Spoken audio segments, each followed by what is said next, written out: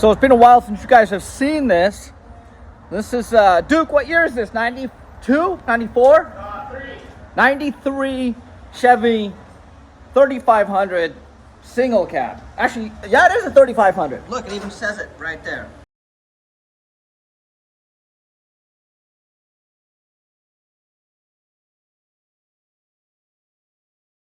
Welcome another member of the Square Body Collective. Look at this. Looking great. Got the shock towers burned in, shocks installed, bumper installed. I even threw a can of Steelite on it. Look at that. Fresh off the showroom floor. I'll be doing a much larger video on this truck when it's all done, but this thing's awesome. Yeah.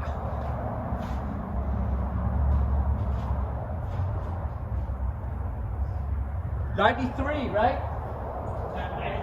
93 3500. Before anyone asks, this came as a diesel, so it had no smog, which is how the 6-liter came in here in Cali. And for those of you who are always asking, that's pretty much the only way to do it. Either purchase a vehicle that was titled as a diesel from the factory, or purchase a truck that was pre-smog. Otherwise, you got to go through the referee and do all that work. Yeah, buddy.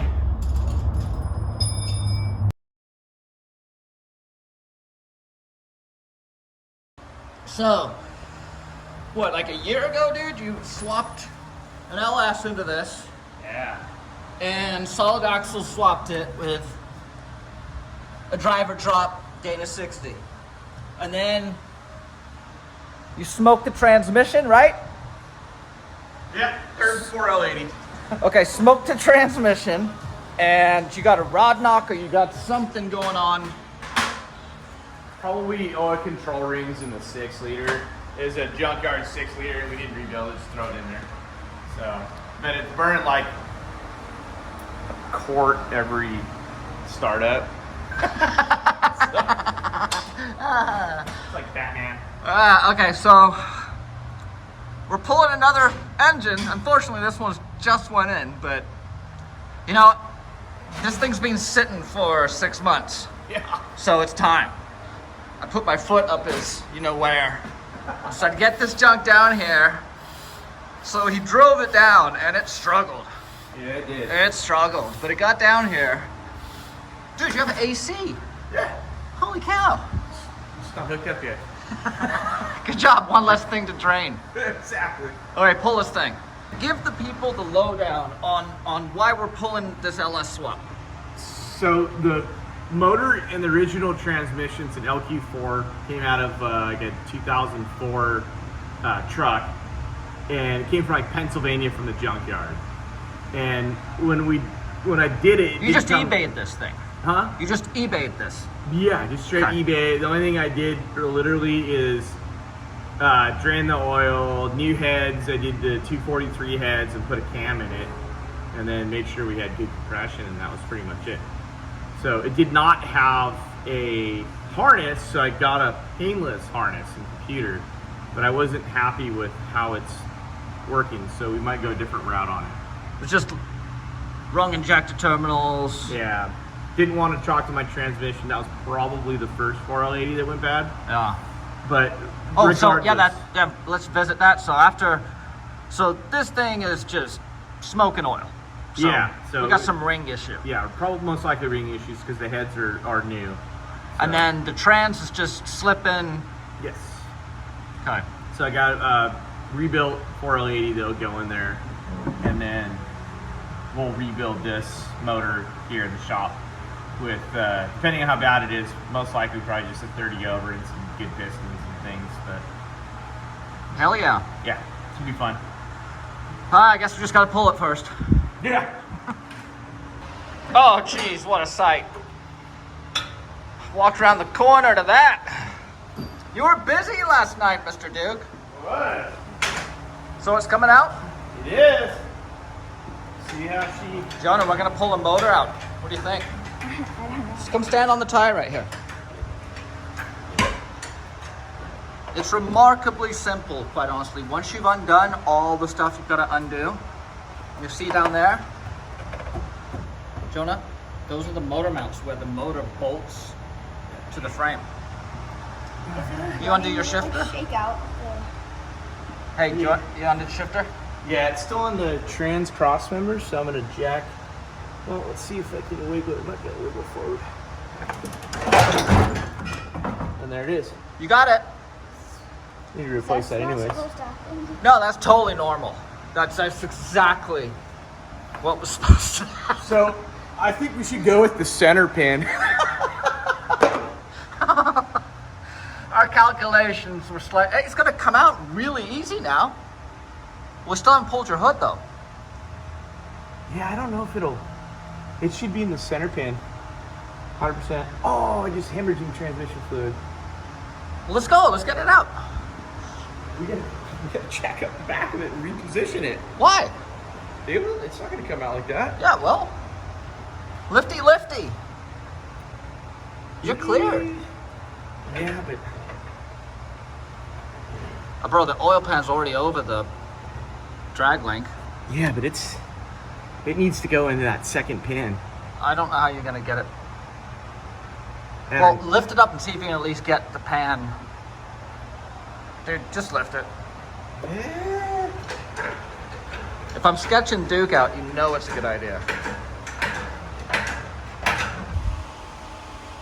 So the motor's out, trans and motor are separate. Flywheel's off, and Duke was smelling the flywheel, which was a little strange, so I'm gonna have him explain why he was smelling the flywheel. Smells good!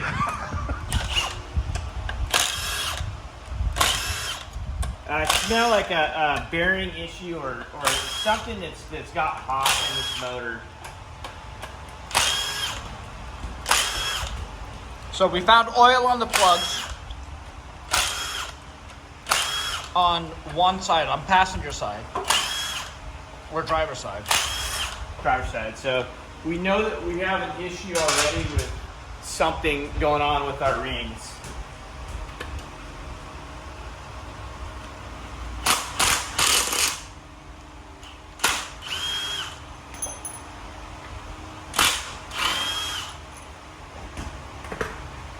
Or something's up with this.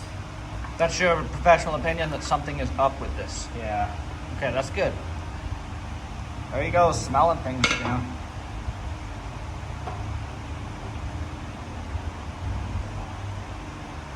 I bet you we lost the cam bearings. Why are you saying that? I could see it's oval. It's ovaled.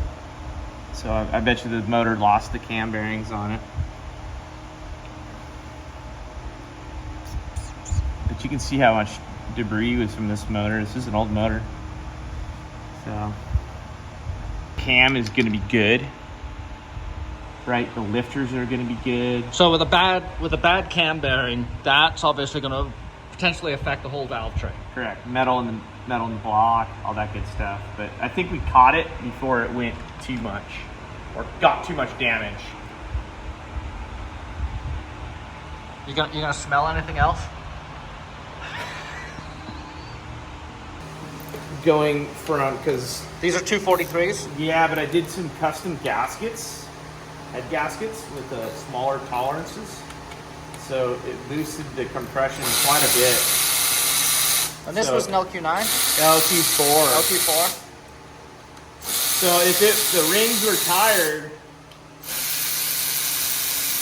it would have had a lot of blow by. So the combustion gas is going back up into the crankcase, pushing oil out through here and burning it.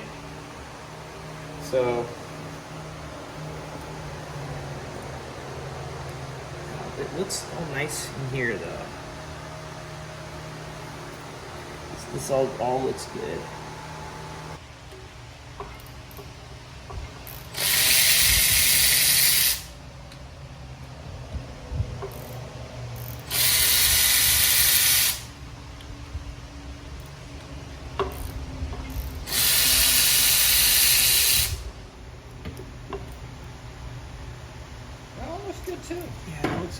too. Okay, so we're just gonna have an issue probably with our rings and cam bearing. That's good news. Yeah, so this motor will be savable. Savable! She will live again. She'll live again. But yeah, you can see the coloration. These are firing okay, not okay, okay, okay, or I'm sorry, not okay, not okay. So 3 out What's of... all this? That's just oil. No, the leaves and stuff up in there. Oh, well, that's a Is that trade power secret. Is that a holly power adder leaf?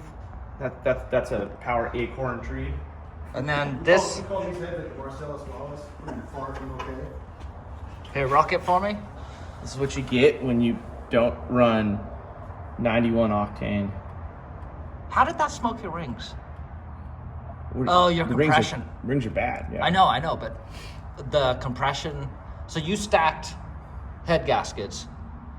No, I ran. Lowered your head gaskets. Yeah, I ran a high mileage motor with custom MLS gaskets, and a small combustion chamber would increase the compression on the LQ4. What was your compression? Do you know? High 10s. It wasn't too bad, but oh, thank you. But it was too much and just took out rings and. So that's what took out the rings was the Oh compression. yeah, for sure. So. Are you gonna bump the compression again? Or are you gonna leave it? I'll do pistons because I'll have to bore it. So my only concern now is if my cam is good and my crank is good. So if the cam and crank aren't good, then I'll do probably a full stroker motor and just Heck yeah. pay all the money. But if these are good and the block is good, we'll just bore it 30 over and put it back together.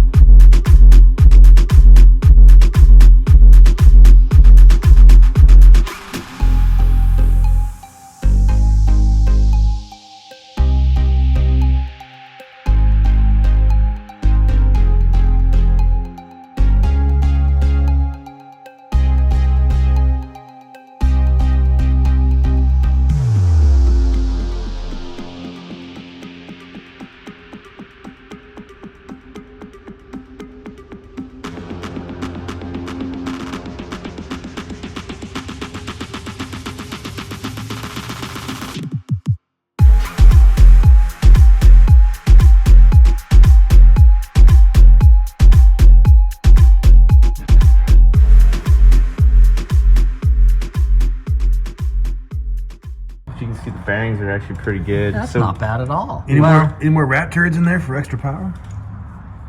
Mouse power. Crank looks okay. Yeah, so we'll be able to probably just polish it and put it back together.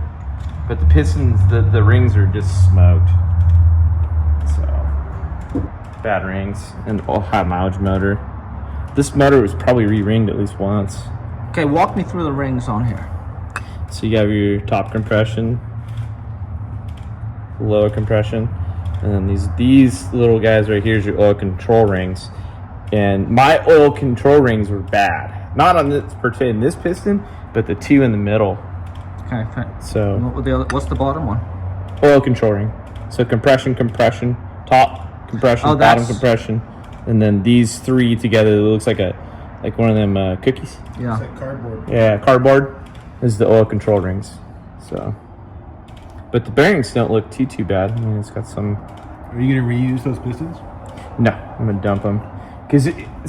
What I'm thinking is, since it's a high mileage motor, that the cylinder walls are tapered. So it's gonna be tight on the bottom and loose on the top. So So therefore, we're gonna have to bore it 30 over, get it all square, and then get new pistons for it. So now my main concern is just to see if the crank's savable. If the crank's savable, then we'll put it back together, you know, polish the crank, put it back together, new bearings, new pistons.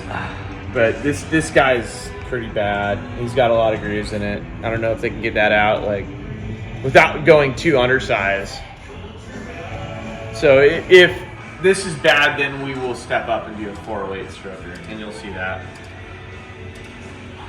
So we're looking at some pretty smoked cam bearings down there. So your thoughts, this already had a ring job done on it? I don't think rings, I think bearings. I think someone slapped a set of bearings that had low pressure, because these are fairly new bearings.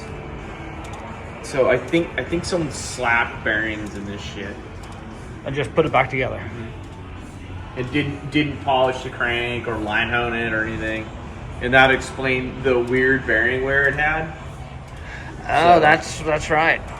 Yeah, because the bearings look pretty damn good. But it's inconsistent. But they're very inconsistent on the wear. It's like Christmas. Wrapping presents.